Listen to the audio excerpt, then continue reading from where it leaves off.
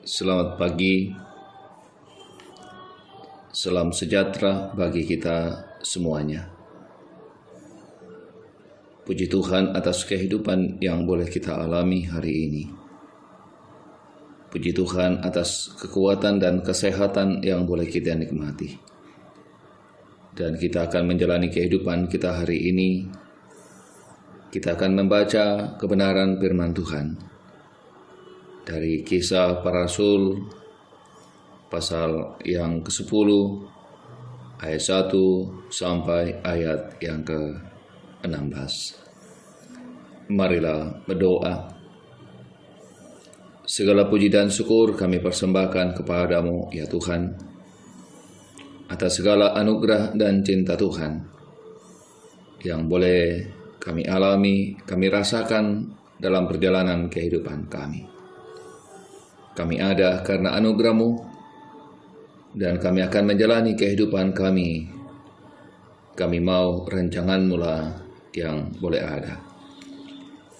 Kami akan mendengarkan kebenaran firman-Mu. Roh Kudus tuntun kami semuanya, sehingga kebenaran firman-Mu yang kami akan baca dan renungkan menjadi bagian kehidupan kami. Di dalam Kristus Tuhan kami berdoa, haleluya, amin. Kisah Para Rasul pasal 10 ayat 1 sampai ayat yang ke-16. Petrus dan Kornelius. Di Kaisarea ada seorang yang bernama Kornelius, seorang perwira pasukan yang disebut pasukan Italia.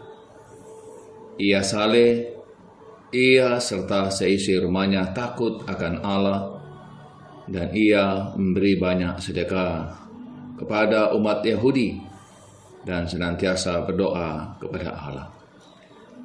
Dalam suatu penglihatan kira-kira jam 3 petang, jelas tampak kepadanya seorang malaikat Allah masuk ke dalam rumahnya dan berkata kepadanya, "Kornelius."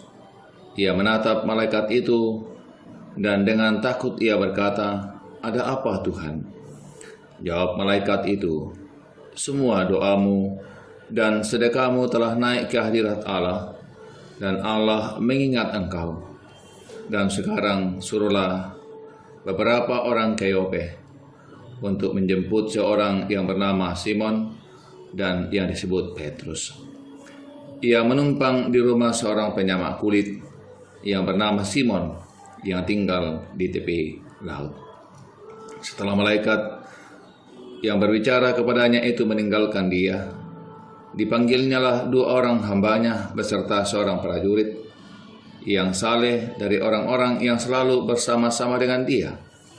Dan sesudah ia menjelaskan segala sesuatu kepada mereka, ia menyuruh mereka ke Yope.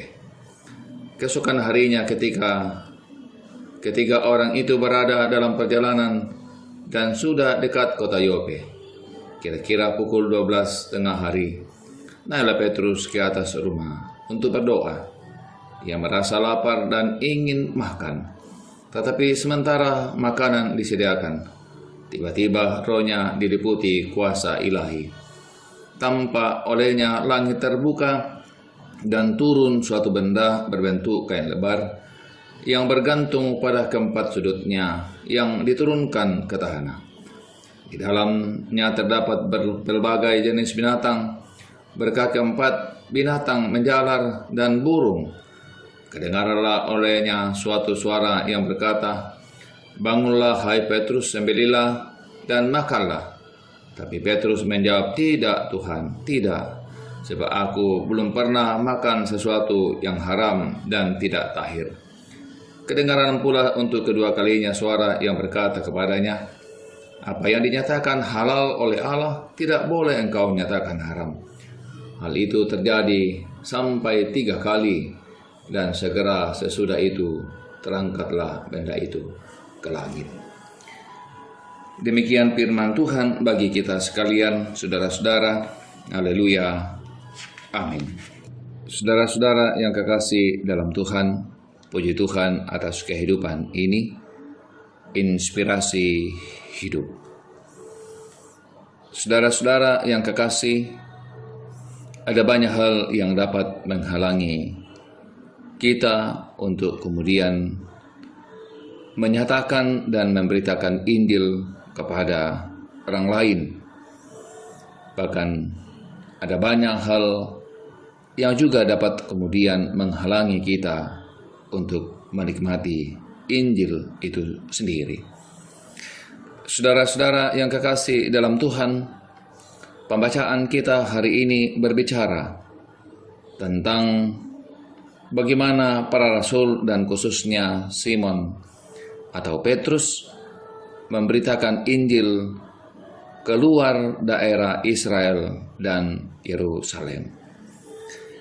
Namun saudara-saudara yang kekasih dalam Tuhan, pemberitaan Injil yang dilakukan oleh para rasul masih sebatas pemberitaan Injil kepada bangsa-bangsa Yahudi atau orang-orang Israel yang ada di berbagai tempat dalam perantauan mereka. Bagian pembacaan kita, saudara-saudaraku yang kekasih dalam Tuhan, apa yang kemudian dilihat oleh Petrus dalam mimpinya, ada dua hal yang penting yang menjadi inspirasi bagi kita dan perenungan bagi kita.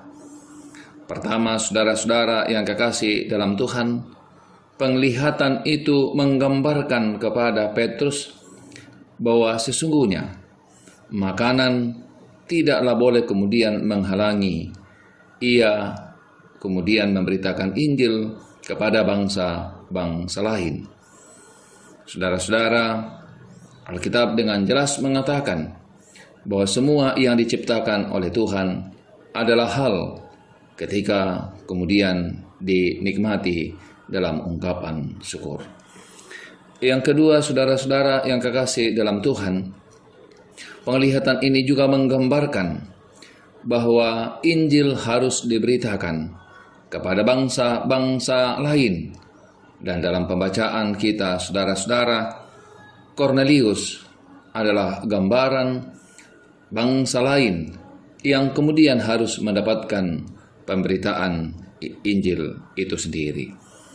Saudara-saudaraku yang kekasih dalam Tuhan, Petrus tunduk kepada apa yang kemudian Tuhan perintahkan baginya.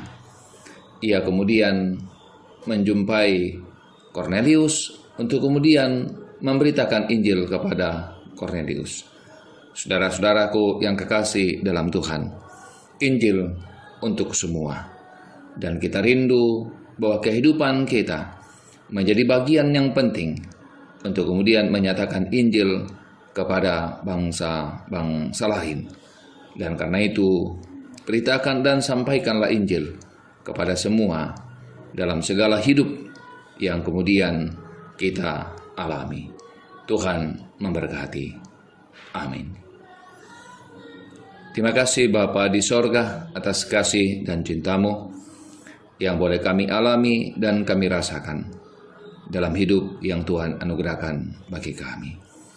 Terima kasih atas kehidupan yang boleh ada dan kami nikmati hari ini. Dalam tangan kuasa-Mu kami serahkan kehidupan kami. Biarlah kiranya Tuhan topang dan tolong kami menjalani kehidupan ini, sehingga kehidupan kami menjadi saksi-Mu dimanapun Tuhan tempatkan kami. Berkati kami yang bergumul, kuatkan kami, sehingga dalam pergumulan kami tetap kuat dan meyakini bahwa Tuhan tidak pernah meninggalkan hidup ini. Berkati kami dalam menunaikan tugas-tugas dan pengabdian kami hari ini. Dalam segala kelemahan kami yakin dan percaya tangan-Mu yang kokoh akan menopang kami dan menguatkan kami. Di dalam Kristus Tuhan kami berdoa. Haleluya, haleluya. Amin.